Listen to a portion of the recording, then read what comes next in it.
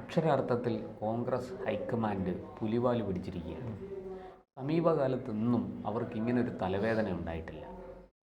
ഒരു വശത്ത് രാഹുൽ ഗാന്ധി പറയുന്നതും പ്രവർത്തിക്കുന്നതും പാർട്ടിക്ക് ഉണ്ടാക്കുന്ന നാണക്കേടും സെറ്റ് ബാക്കും ഒരു തിരിച്ചടിയും ചെറുതല്ല. കൂനിന്മേൽ കുരുവെന്ന പോലെയാണ് തെരഞ്ഞെടുപ്പുകളെല്ലാം തോറ്റുകൊണ്ടിരിക്കുന്നത്. ആകെ 2-3 സംസ്ഥാനങ്ങളിലെ ഭരണമുള്ളൂ. അതിൽ ജാർഖണ്ഡിൽ കൂട്ടുകക്ഷി ഭരണമാണ്. ഹിമാചലിലും കർണാടകയിലും തെലങ്കാനയിലുമാണ് കോൺഗ്രസ് നേതൃത്വത്തിലുള്ള സർക്കാരുകളുള്ളത്. അങ്ങനെ എല്ലാം വലിയ പ്രതിസന്ധിയിലായിരിക്കുന്ന കോൺഗ്രസിനെ കൂടുതൽ പ്രതിസന്ധിയിലേക്ക് തള്ളിവിടുകയാണ് ശശി തരൂർ. അദ്ദേഹത്തിൻ്റെ വാക്കുകളും പ്രവൃത്തിയും ഒക്കെ കോൺഗ്രസ്സിനുണ്ടാക്കുന്ന പരിക്ക്, പ്രത്യേകിച്ചും ഹൈക്കമാൻഡിന് ദേശീയ രാഷ്ട്രീയത്തിൽ ഉണ്ടാക്കുന്ന പരിക്ക് ചെറുതല്ല.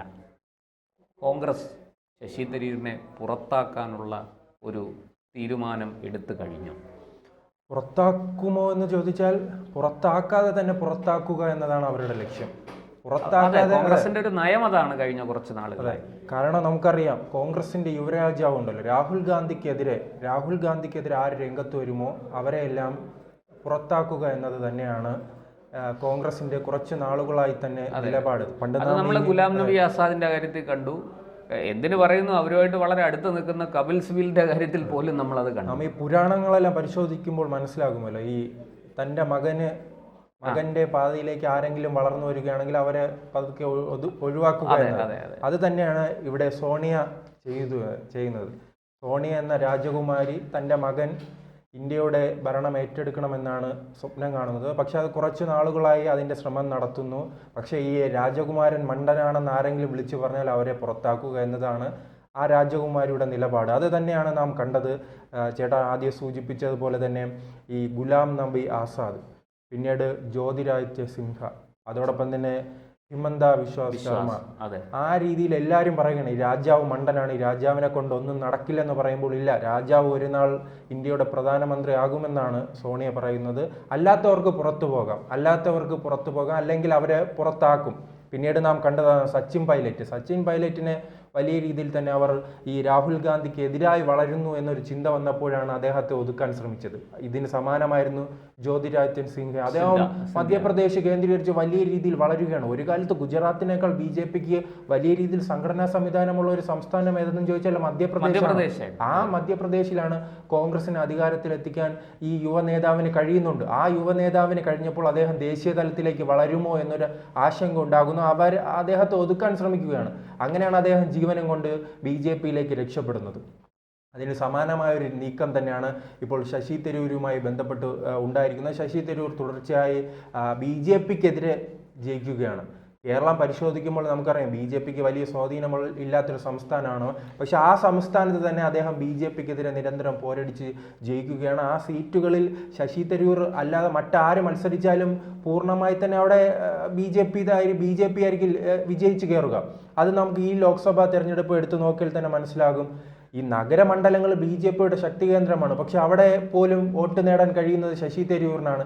എന്തുകൊണ്ടാണെന്ന് ചോദിക്കുമ്പോഴാണ് ഇദ്ദേഹത്തിൻ്റെ വിശ്വപൗരൻ എന്ന ഇമേജും പിന്നീട് വിദ്യാഭ്യാസപരമായി ഇദ്ദേഹത്തിൻ്റെ അറിവും എല്ലാം ചൂണ്ടിക്കാട്ടിയാണ് സ്വന്തമായി അദ്ദേഹം മാർക്കറ്റ് ചെയ്യുകയാണ്.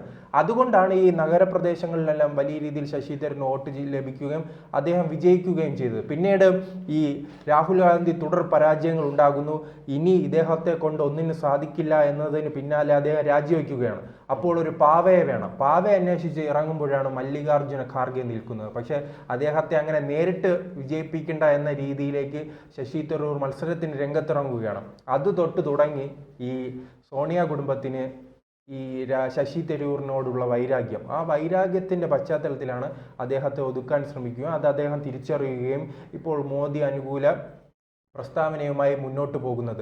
കേരളത്തിലേക്കും അത് പടർന്നു പിടിക്കുകയാണ്. കാരണം കേരളത്തെ ജനങ്ങളെ സംബന്ധിച്ചിടത്തോളം ശശി തരൂരിന് ഒരു മുഖ്യമന്ത്രിയായി കാണണം എന്നൊരു ചിന്ത ഉണ്ടായിട്ടുണ്ട്. കാരണം ഇപ്പോൾ കഴിഞ്ഞ മന്നം ജയന്തിക്ക് രമേശ് ചെന്നിത്തലയായിരുന്നെങ്കിൽ അതിന് മുൻപുള്ള ചർച്ച ശശി തരൂരായിരുന്നു. ശശി തരൂർ രംഗത്ത് വന്നതിന് പിന്നാലെ മുസ്ലിം ലീഗ് അടക്കമുള്ള പ്രതിപക്ഷ പാർട്ടികൾ ഉൾപ്പെടെ UDFലെ പ്രധാന ഘടകകക്ഷികൾ ഉൾപ്പെടെ ശശി തരൂരിന് പിന്തുണ പ്രഖ്യാപിക്കുകയാണ്. അദ്ദേഹം ഒരു വലിയ ജനകീയ മുഖമായി വളർന്നു വരുന്നു പറയുന്നു പിണറായി വിജയനെതിരെ മത്സരിക്കാൻ കഴുത്തുള്ള ഒരു നേതാവായി ഇദ്ദേഹം വരുമെന്ന് പറയുന്നു.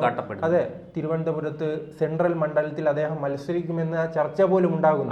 നിയമസഭാ തെരഞ്ഞെടുപ്പിൽ അദ്ദേഹം സെൻട്രൽ മണ്ഡലത്തിൽ മത്സരിച്ച് MLA സ്ഥാനമായി ജയിച്ച് വീണ്ടും കേരളത്തിന് മുഖ്യമന്ത്രിയാകുമെന്നൊരു പൊതുധാരണ പോലും ഉണ്ടാകുമ്പോഴാണ് പല നേതാക്കൾക്കും അത് ഇഷ്ടപ്പെടുന്നില്ല. രമേശ് ചെന്നിത്തലയും VD സതീശനും അടക്കമുള്ള KC വേണുഗോപാൽ അടക്കമുള്ള ഒരു ഡസനോളം നേതാക്കൾ അങ്ങനെ കാത്തിരിക്കുകയാണ് തങ്ങൾക്ക് മുഖ്യമന്ത്രിയാകണമെന്ന സ്വപ്നവുമായി. പക്ഷേ മുഖ്യമന്ത്രിയാകണമെന്ന സ്വപ്നം മാത്രം പോരല്ലോ. കഴിഞ്ഞ നിയമസഭാ തെരഞ്ഞെടുപ്പിലും രമേശ് ചെന്നിത്തലയ്ക്ക് വലിയ സ്വപ്നമായിരുന്നു തനിക്ക് മുഖ്യമന്ത്രിയാകണം. പക്ഷെ സംഘടന ചലിപ്പിക്കാതെ എങ്ങനെ മുഖ്യമന്ത്രിയാക്കാൻ കഴിയും? അവിടെ ഇറങ്ങി അടിത്തട്ടിൽ ഇറങ്ങി പ്രവർത്തിച്ച് MLA മാരെ ഉണ്ടാക്കിയാൽ മാത്രമേ അവർക്ക് മുഖ്യമന്ത്രിയാകാൻ കഴിയുകയുള്ളൂ. സംഘടന വലിയ രീതിയിൽ വീക്കാണ്. അവർക്ക് നാം പരിശോധിച്ചാൽ അറിയാം, അവസാനം അവർക്ക് മുന്നേറ്റം ഉണ്ടാക്കാൻ കഴിഞ്ഞിരിക്കുന്നത് 2001 മാത്രമാണ്. ആ തെരഞ്ഞെടുപ്പിലാണ് ഒരു സംഘടനാപരമായ കൃത്യമായ വിജയം കൊയ്യാൻ അവർക്ക് കഴിഞ്ഞിട്ടുള്ളത്. പിന്നീട് ഉമ്മൻചാണ്ടി സർക്കാർ വന്നപ്പോൾ ആ സംഘടനയുടെ വിജയമൊന്നുമല്ല. കാരണം ഈ ഉമ്മൻചാണ്ടിയുടെ ഒരു ചെറിയ ജനകീയ മുഖവും അതോടൊപ്പം തന്നെ LDF സർക്കാരിനെതിരെയുള്ള ഭരണവിരുദ്ധ വികാരവും VS അച്യുതാനന്ദൻ മുഖ്യമന്ത്രി ആകണ്ട എന്നൊരു തീരുമാനം പിണറായി വിജയനും എടുത്തിരുന്നു. അങ്ങനെ എല്ലാ കാര്യങ്ങളും ഒത്തുചേർന്നത് കൊണ്ടാണ് ആ സർക്കാർ രൂപീകരിച്ചത്. അല്ലാതെ സംഘടനാപരമായി ഈ കോൺഗ്രസ് വളരെ ദുർബലമായിരുന്നു അന്നും. ഇന്നത്തത് പോലെ തന്നെ, പക്ഷേ ഇന്നത്തതിന്റെ അത്രയും ഇല്ലെന്നേ ഉള്ളൂ. പക്ഷെ കോൺഗ്രസ് ദുർബലമല്ല. അതാണ് സൂചിപ്പിച്ചത്. VS അഴിച്ചുവിട്ട കൊടുങ്കാറ്റിനെ പിടിച്ചു കെട്ടാൻ കോൺഗ്രസിന് അന്ന് പെടാപ്പാട് വിടേണ്ടി വന്നു. അതാണ് ഞാൻ സൂചിപ്പിച്ചത്. സംഘടനാപരമായ ഒരു വിജയം കൊയ്തിട്ട് 2021 നാം ആ വിജയം കണ്ടത്. പിന്നീട് ഇപ്പോൾ 24 വർഷമാകാൻ പോകുന്നു. ഒരു തവണ പോലും സംഘടനാപരമായി ഇവർക്ക് വിജയിക്കാൻ കഴിഞ്ഞിട്ടുണ്ടോ? പിന്നീട് നാം അപ്പം പറയും ലോക്സഭാ തെരഞ്ഞെടുപ്പിൽ വിജയിക്കുന്നതാണ്. അത് മോദി ഭയം കൊണ്ട് 3 തെരഞ്ഞെടുപ്പിൽ വിജയിക്കുകയാണ്.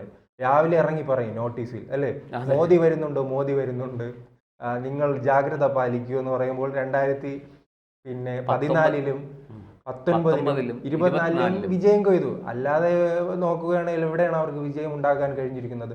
ആ രീതിയിൽ തന്നെയാണ് പോകുന്നത്. പക്ഷേ ശശി തരൂരും എന്തായാലും ഒരു വഴിക്ക്, കോൺഗ്രസും ഒരു വഴിക്കായിരിക്കുകയാണ്. അത് നാം ഇന്നലെ എറണാകുളത്ത് കണ്ടതാണ്. അദ്ദേഹം കേരളത്തിൽ ഉണ്ടായിരുന്നിട്ട് പോലും പല പ്രധാനപ്പെട്ട പരിപാടികളും കോൺഗ്രസിന്റെ പരിപാടികളിലും അദ്ദേഹത്തെ ഉൾപ്പെടുത്തുന്നില്ല. നിലമ്പൂർ തെരഞ്ഞെടുപ്പുമായി ബന്ധപ്പെട്ട് നാം അത് കണ്ടിരുന്നു. പ്രചാരണത്തിന് അദ്ദേഹത്തെ ഒഴിവാക്കിയിരുന്നു. അങ്ങനെ ശശി തരൂർ ഒരു കോൺഗ്രസ്സുകാരനാണോ എന്ന് സംശയിക്കേണ്ടിയിരിക്കുന്നു.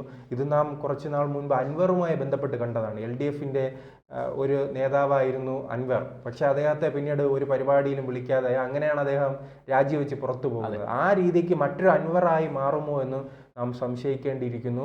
പക്ഷെ അൻവറിന് ഇപ്പോൾ തൻ്റെ വീട്ടിലിരിപ്പാണ് പണി. അങ്ങനെ എന്തായാലും ശശി തരൂരിന് അങ്ങനെ ഒരു ഗതി ഉണ്ടാകുമെന്ന് തോന്നുന്നില്ല. അദ്ദേഹത്തെ അൻവറിനേക്കാൾ കൂടുതൽ കേരളത്തിന്റെ പൊതുസമൂഹത്തില് ശശി തരൂരിന് സ്വീകാര്യതയുണ്ട്. അല്ല, അദ്ദേഹത്തിന് കേരളം എന്ന ചെറിയ ഒരു തട്ടക മാത്രമല്ല, ലോകം അറിയുന്ന ഒരാളാണ്. അദ്ദേഹത്തിന്റെ ലക്ഷ്യം വലിയ വലിയ ലക്ഷ്യങ്ങളാണ്. അൻവറിനെ സംബന്ധിച്ച് തൃണമൂൽ കോൺഗ്രസിൽ പോവുക, അല്ലെങ്കിൽ DMK MLA ആകുക, വലിയ മോഹങ്ങളൊന്നും അൻവറിനുള്ളതായിട്ട് തോന്നുന്നില്ല. പക്ഷെ അങ്ങനെയല്ല, വലിയ സ്വീകാര്യതയുള്ള നേതാവാണ് ശശി തരൂർ. എന്തായാലും ശശി തരൂറും കോൺഗ്രസും 2 വഴിക്ക് നീങ്ങുകയാണ്. ഇനി പാർലമെന്റ് സമ്മേളനം വരികയാണ്. അദ്ദേഹത്തെ പൂർണ്ണമായി തന്നെ ഒഴിവാക്കാനാണ് കോൺഗ്രസിന്റെ രാഹുൽ അടക്കമുള്ള നേതാക്കൾ ഇപ്പോൾ ലക്ഷ്യമിടുന്നത്. ചിലപ്പോൾ ഈ ലോക്സഭാ ഈ സമ്മേളനത്തോടു കൂടി തന്നെ, ഈ പാർലമെന്റ് സമ്മേളനത്തോടു കൂടി തന്നെ ഒരു തീരുമാനം ഉണ്ടാകാനാണ് സാധ്യത. ശശി തരൂർ ഒരു കടുത്ത തീരുമാനത്തിലേക്ക് പോകും. അത്രത്തോളം അപമാനിക്കാനാണ് ഇപ്പോൾ കോൺഗ്രസ് കരുതിക്കൂട്ടി രംഗത്ത് വരുന്നത്. അദ്ദേഹത്തെ പൂർണ്ണമായി തന്നെ അവഗണിക്കും. അത് ചിലപ്പോൾ അദ്ദേഹത്തിന് എത്രത്തോളം ഉൾക്കൊള്ളാൻ കഴിയുമെന്നത് നാം സംശയിക്കേണ്ടിയിരിക്കുന്നു.